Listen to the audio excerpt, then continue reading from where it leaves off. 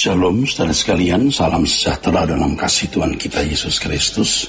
Kebenaran hari ini 26 April berjudul Tuhan Kehidupanku. Kalau ada orang-orang Kristen yang lebih tertarik terhadap dunia dan hanyut dengan segala kesibukan hidup, pasti akan ditegur oleh Tuhan. Teguran tersebut bisa melalui khotbah, di mimbar, peringatan, dan melalui mulut manusia, ya. Bisa juga melalui mimpi atau suara Tuhan di dalam hatinya. Bila masih tidak sadar, Tuhan akan memukulnya dengan peristiwa-peristiwa kehidupan. Kalau pukulan-pukulan tersebut tidak diindahkan, ya dibiarkan hidup senang selamanya di bumi ini, maksudnya. Mazmur 73:12. Senang selamanya di bumi. Selamanya di bumi artinya ya walaupun dalam waktu yang lama tetap akan berakhir selama di dunia. Selamanya di bumi itu hanya selama hidup di bumi ini, sepanjang umur hidup orang tersebut. Inilah orang-orang yang tidak pantas ditegur oleh Tuhan. Mereka tidak perlu mendapat teguran Tuhan lagi. Mereka dibiarkan terus meluncur menuju kebinasaan. Saudaraku, Tuhan menegur kita ketika kita mulai hidup dalam keadaan di mana kita menjadikan dunia ini sebagai kehidupan kita. Dunia sebagai kehidupan kita artinya kebahagiaan, kesukaan kita tertumbuh kepada dunia, materi, dan segala hiburannya. Mestinya Tuhan ya, mestinya Tuhan yang menjadi kehidupan kita. Artinya bahwa tanpa Dia kita tidak merasa memiliki kehidupan. Ini berarti Dia adalah segalanya bagi kita. Lebih berharga dari diri kita dan lebih berharga dari hidup kita sendiri, saudara. Mestinya begitu, saudara. Orang-orang yang menjadikan segala sesuatu yang ada di dunia ini sebagai kehidupannya, beranggapan bahwa hidup ini hanya untuk menikmati segala sesuatu yang ada di bumi ini. Mereka memandang hal tersebut sebagai kewajaran. Ada orang-orang yang tidak menghormati Tuhan dengan benar. Dibiarkan hidup dalam keadaan yang selalu baik. Padahal mereka sedang meluncur menuju kegelapan abadi. Hal ini sama dengan bahwa mereka tidak pantas mendapat pencerahan kebenaran firman Tuhan. Mereka adalah orang-orang yang tidak pantas mendapat teguran Tuhan. Ini berarti orang-orang tersebut tidak diajar untuk selesai dengan dirinya sendiri. Mereka berpikir bahwa Allah menciptakan segala sesuatu di bumi untuk dinikmati, dan mereka tidak mencari perkara-perkara di atas. Mereka tidak tahu bahwa bumi sudah terkutuk. Kehidupan yang sesungguhnya yang disediakan oleh Allah itu nanti di langit baru, bumi baru, saudara. Pendeta-pendeta yang tidak mengerti kebenaran ini, pengajarannya selalu menekankan mujizat. Selalu menekankan berkat jasmani. Inilah Injil yang palsu. Saya percaya mujizat dan banyak hamba-hamba Tuhan yang dipakai untuk penginjilan, pelayanan, pemberitaan firman lewat mujizat.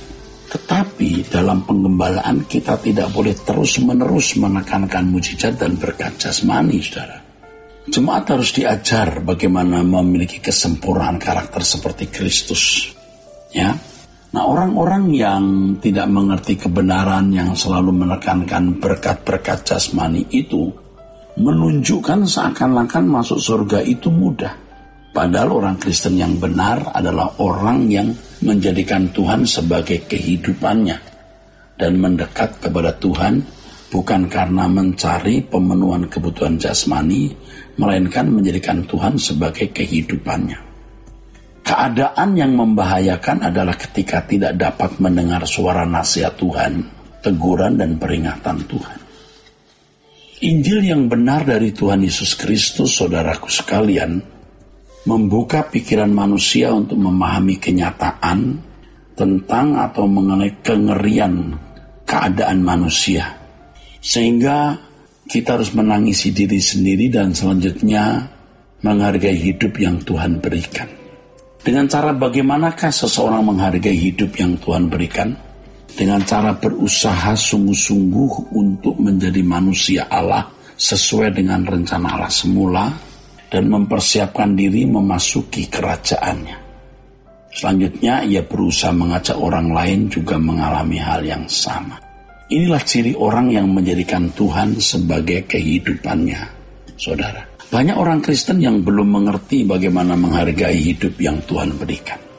Tidak ada cara lain untuk menghargai hidup ini kecuali meninggalkan cara hidup anak-anak dunia dan keindahan dunia dengan segala kesenangannya, demi belajar mengenal kebenaran Tuhan dan mengenakannya. Semua itu merupakan proyek bagaimana memenuhi gairah hidup di mana Tuhan menjadi kehidupannya. Inilah sebenarnya tujuan anugerah keselamatan diberikan. Hal ini bukan sesuatu yang mudah karena manusia pada umumnya sudah terlalu terbiasa dalam waktu yang lama menjadikan dunia sebagai kehidupan. Saudaraku sekalian, Tuhan menghendaki agar orang percaya berjuang untuk menjadikan Tuhan sebagai kehidupannya. Harus berani meninggalkan percintaan dunia, saudara. Harus berani. Orang yang menjadikan Tuhan sebagai kehidupannya akan lebih mendandani manusia batiniahnya daripada manusia lahiriahnya. Namun faktanya banyak orang yang lebih mendandani manusia lahiriahnya daripada manusia batiniahnya.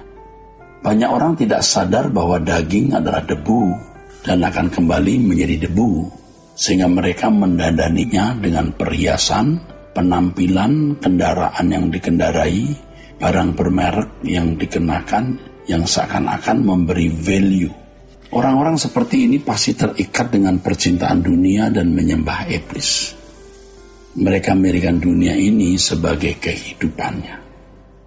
Dan banyak orang yang sebenarnya sedang sesat di sini. Tersesat di sini sebenarnya, saudara. Ketika seseorang menyadari dengan benar bahwa dirinya adalah debu adanya, ia akan lebih berhati-hati dalam menapaki hari-hari hidup ini.